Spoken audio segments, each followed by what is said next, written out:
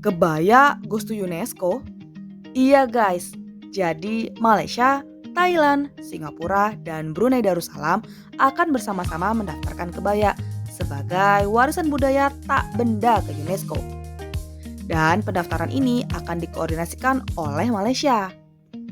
Loh, kok nggak ada Indonesianya? Iya, kamu nggak salah dengar kok. Indonesia nggak diajak. Atau belum diajak ya? Padahal unsur-unsur masyarakat Indonesia sejak tahun 2019 lalu sudah ingin agar pemerintah Indonesia mendaftarkan kebaya sebagai warisan budaya ke UNESCO.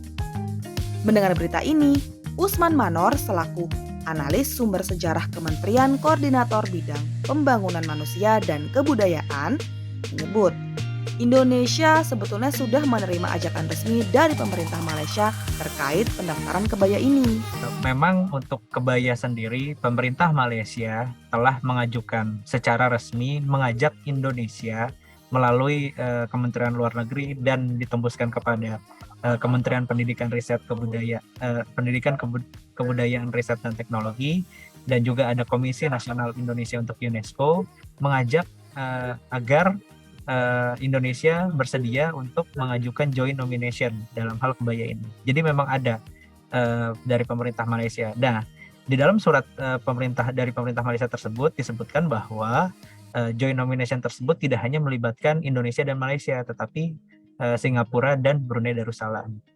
Gitu. Jadi memang sudah ada surat terkait dengan hal tersebut.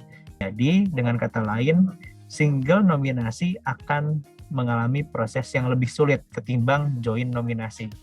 Oke. Dari perspektif saya sendiri, ini dari perspektif saya ya, pengajuan joint nominasi atau nominasi bersama itu akan memperlihatkan bahwa Indonesia memiliki semangat gotong royong dalam melestarikan kebudayaan. Karena nominasi bersama ini akan tidak hanya melibatkan Indonesia saja sebagai negara pengusul atau negara pihak, tapi akan menjadi negara bersama-sama dengan negara lain, mendorong negara lain juga untuk melestarikan kebudayaan secara bersama-sama. Jadi ada konsep gotong royong dari joint nominasi tersebut. Itu dari perspektif saya. Oke, balik lagi. Terus kenapa Indonesia nggak ikut daftar ke UNESCO? Padahal kan Indonesia udah diajak.